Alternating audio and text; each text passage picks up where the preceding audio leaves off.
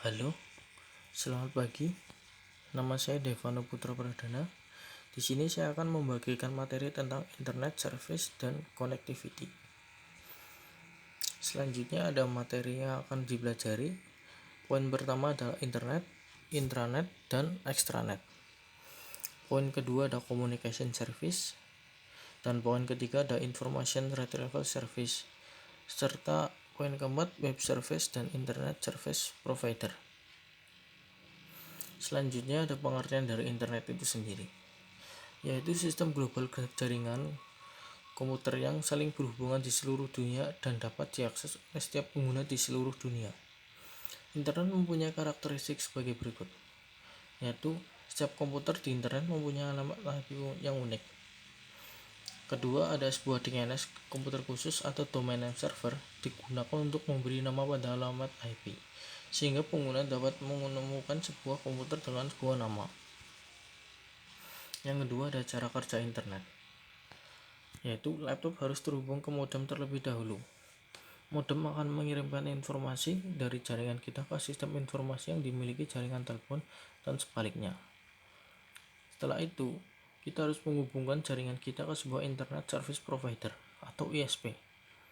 Sebuah perusahaan ISP akan menggunakan beberapa router yang telah terhubung satu sama lain untuk mengakses router dari ISP lain. Untuk mengakses sebuah web, kita memerlukan sebuah DNS atau IP dari web tersebut. Kenapa sih harus pakai DNS? Karena IP cukup sulit untuk kita ingat. Untuk membuatnya lebih mudah, kita menggunakan DNS atau Domain Name System. Lalu ada pengertian dari intranet, yaitu jaringan komputer pribadi dalam suatu organisasi dengan server dan firewall-nya sendiri. Intranet mempunyai karakteristik sebagai berikut. Yang pertama ada setiap komputer di internet mempunyai alamat IP yang unik. Yang kedua ada intranet adalah sistem di mana beberapa PC dalam jaringan dihubungkan satu sama lain. PC di intranet tidak tersedia untuk dunia di luar intranet. Lalu ada pengertian dari extranet, yaitu mengacu pada jaringan dalam suatu organisasi, menggunakan internet untuk terhubung dengan pihak luar secara terkendali. Ini membantu menghubungkan bisnis dengan pelanggan dan pemasok mereka, dan oleh karena itu memungkinkan bekerja secara kolaboratif. Selanjutnya ada internet service, yaitu layanan internet memungkinkan untuk mengakses informasi seperti teks, grafik, suara, dan perangkat lunak melalui internet. Ada 4 kategori layanan internet, yaitu ada communication service, ada information retrieval service, ada web service, dan ada www. Selanjutnya ada communication service, yaitu layanan komunikasi yang menawarkan pertukaran informasi dengan individu atau kelompok. Communication service mempunyai layanan seperti email, yaitu untuk mengirim pesan elektronik melalui internet. Yang kedua ada telnet, untuk masuk ke komputer jarak jauh yang terhubung ke internet. Yang ketiga ada news group, yaitu forum untuk mendiskusikan topik yang memiliki minat yang sama. Yang keempat ada internet relay chat atau IRC, untuk berkomunikasi ke seluruh dunia secara real time. Yang kelima ada mailing list, yaitu untuk berbagi informasi umum melalui email. Yang keenam ada internet telepon atau VoIP, yaitu untuk berbicara melalui internet ke PC yang dilengkapi untuk menerima panggilan. Yang terakhir ada instant messaging, yaitu untuk obrolan waktu nyata antara individu dan sekelompok orang. Contohnya Yahoo Messenger. Selanjutnya ada information retrieval service, yaitu terdapat beberapa layanan pencarian informasi yang menawarkan akses mudah ke informasi yang ada di internet, seperti File Transfer Protocol atau FTP, memungkinkan pengguna untuk mentransfer file. Yang kedua ada ARCI, itu untuk membantu untuk mencari file dengan namanya. Selanjutnya ada Gopher, atau untuk mencari, mengambil, dan menampilkan dokumen di situs jarak jauh. Terakhir ada Very Accelerated Oriented Network Index to Computer Archive atau Veronica, yaitu untuk mengakses ke sumber informasi yang disimpan di server Gopher. Selanjutnya ada web service, yaitu layanan web memungkinkan pertukaran informasi antara aplikasi di web. Dengan menggunakan layanan web, aplikasi dapat dengan mudah berinteraksi satu sama lain. Ada dua jenis web service. Yang pertama ada SOAP atau Simple Object Access Protocol, yaitu sebuah spesifikasi protokol untuk pertukaran pesan atau informasi terstruktur dalam implementasi web service di jaringan komputer. Yang kedua ada RESTful atau Representational State Transfer, yaitu sebuah arsitektur software untuk sistem terdistribusi semisal web. REST telah berkembang sebagai model desain web service yang dominan saat ini. Selanjutnya ada uraian tentang SOAP dan RESTful. Uraian yang pertama adalah protokol komunikasi. SOAP memiliki HTTP, HTTPS, SMTP, dan FTP, sedangkan RESTful memiliki HTTP dan HTTPS. Uraian penggunaan bandwidth. Untuk SOAP sendiri, jumlah request banyak, relatif boros bandwidth karena banyak markup dalam format YAML. Untuk RESTful, hemat bandwidth karena markup ekstra seperti YAML tidak dipakai. Lalu ada uraian selanjutnya, yaitu tren penggunaan. Untuk SOAP, mulai beralih ke REST, biasanya untuk integrasi aplikasi ke sistem legasi pada sebuah perusahaan. Lalu untuk RESTful, mulai populer, banyak dipakai oleh penyedia web service.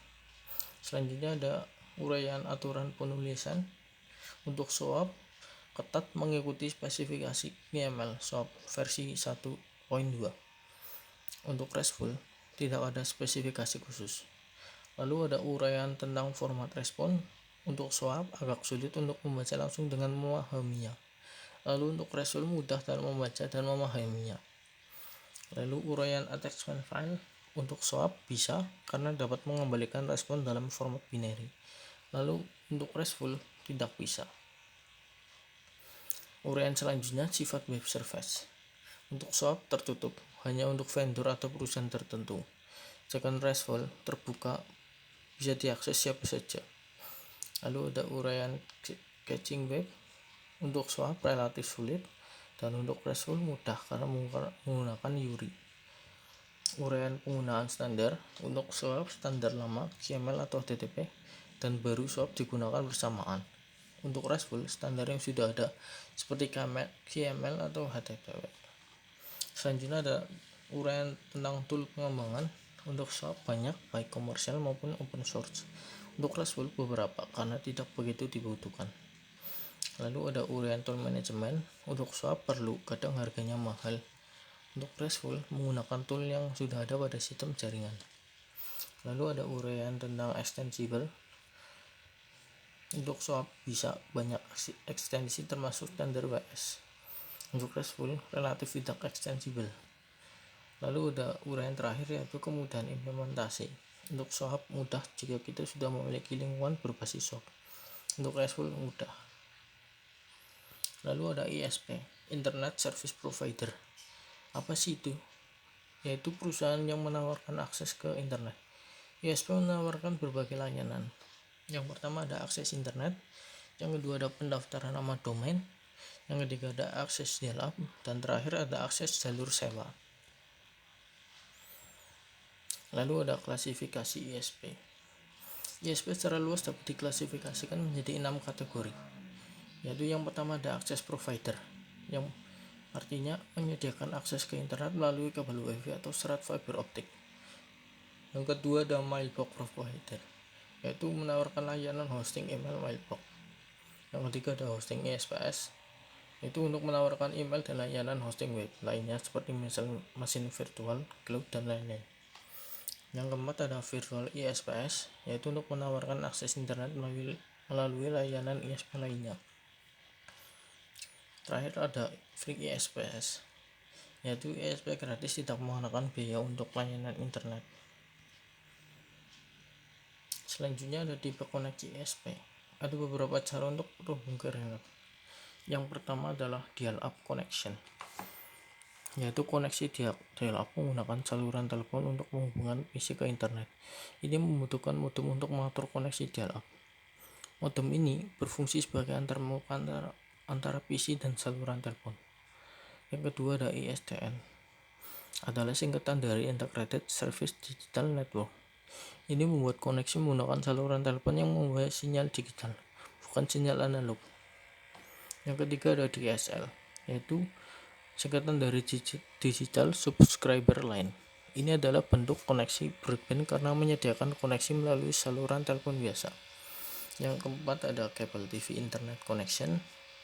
Koneksi internet TV kabel disediakan melalui saluran TV kabel. Ini menggunakan kabel koaksial yang mampu mentransfer data dengan kecepatan yang jauh lebih tinggi daripada saluran telepon biasa. Yang kelima ada Satellite Internet Connection, yaitu koneksi internet satelit menawarkan koneksi berkecepatan tinggi ke internet. Ada dua jenis koneksi internet satelit. Yang pertama ada koneksi satu arah dan koneksi dua arah. Wireless. Yang terakhir ada Wireless Internet Connection, yaitu koneksi internet nirkabel menggunakan pita frekuensi radio untuk terhubung ke internet dan menawarkan kecepatan yang sangat tinggi. Koneksi internet nirkabel dapat diperoleh dengan Wi-Fi atau Bluetooth. Sekian dan terima kasih.